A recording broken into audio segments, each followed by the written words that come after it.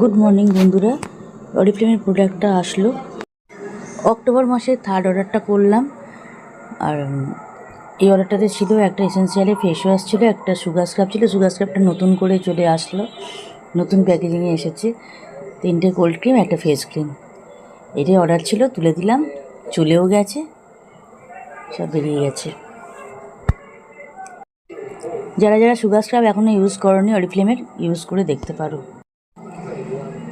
আজকে হচ্ছে ভাইফোঁটার আগের দিন। আজকে দুপুরবেলার বানিয়ে নিলাম ভাত আর ডিমের ডালনা করে নিলাম, কারণ দুপুরবেলা একটু হালকা করে রান্নাটা করি। রাত্রিবেলা ওই আমার ভাগ্নি দুটো আর ননদ আসে, ওরা খায়, ওই বাইরে থেকে খাবার অর্ডার করেই খেতে হয় ওই দিন, মানে ভাইফোঁটার আগের দিনটা। আজকে ভাইফোঁটা, ননদ তো এসেছে, সকালবেলা লুচি আলুরদম হয়েছে আর মিষ্টি, আর ওরা ফোঁটা দিয়েছে। এই যে ভাত বসিয়ে দিয়েছি, আর আমার হাজব্যান্ড করেছে চিকেন।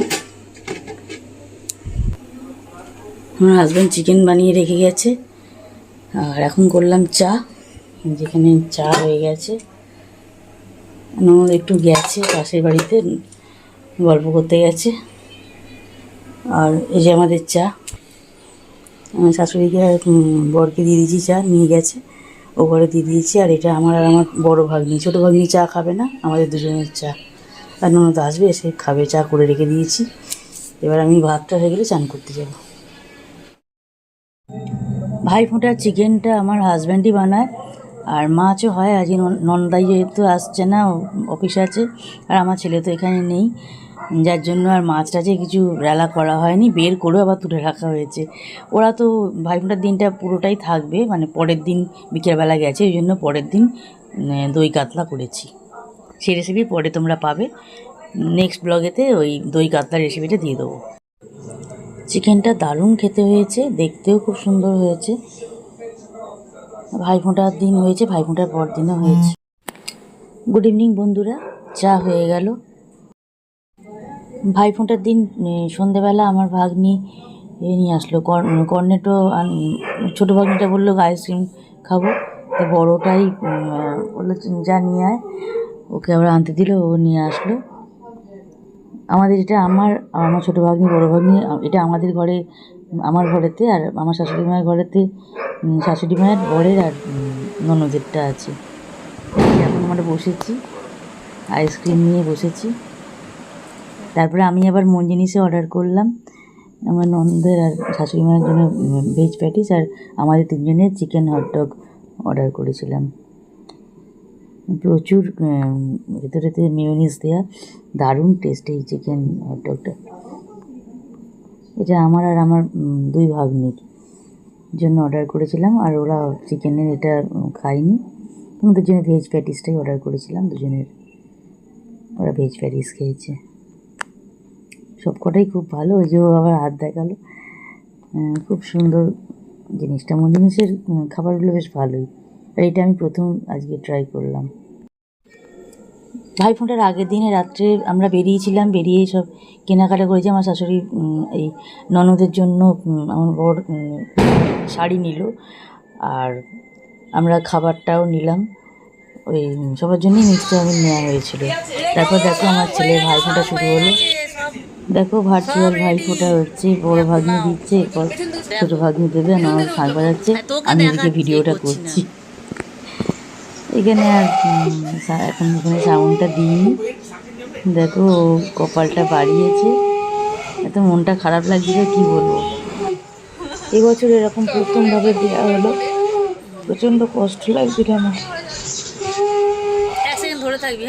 ভাগ্নিদেরও মন খারাপ হয়ে যাবে, তো দেয়নি কোনো দিন, এই প্রথম বছরে এরকম খুবই মন খারাপের মধ্যেই ওরা মানে ভার্চুয়াল ভাইফোঁটাটা করলো।